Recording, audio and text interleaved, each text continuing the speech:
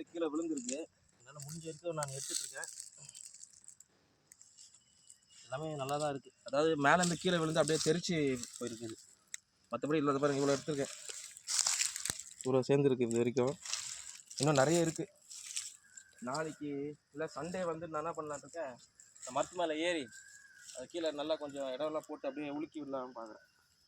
இப்போ வெயிலாக இருக்குது, இப்போ மரத்து மேலே ஏற முடியாது. ஸோ இன்னைக்கு கீழே கிடைக்கிறது மட்டும்தான். இதெல்லாம் வந்துட்டு இவ்வளோ இந்த நாவல் பழம் வந்துட்டு அவ்வளோ உடம்புக்கு தோற்பு தன்மை இருக்கிற ஒரு ஃப்ரூட் இது.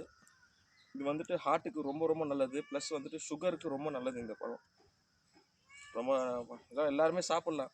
இல்லை சீசன் டைமில் மட்டும்தான் கிடைக்கும். அந்த சீசன் டைமில் இந்த மாதிரி பழங்கள்லாம் சாப்பிட்டு நம்ம உடம்பை ஹெல்த்தியாக வச்சுக்கலாம். ஓகே, நிறைய இருக்குது.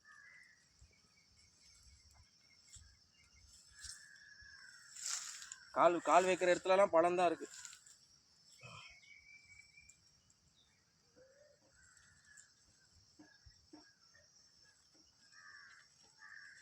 சரி, இன்றைக்கி இது போதும். இந்த பாருங்கள், இந்த பை ஃபுல்லாக கிடச்சிருக்கு.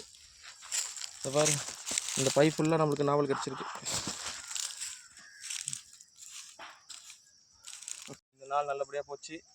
நீங்கள் போய்ட்டு இதை வாஷ் பண்ணிவிட்டு நான் டேஸ்ட் பண்ண போகிறேன். Okay, bye bye.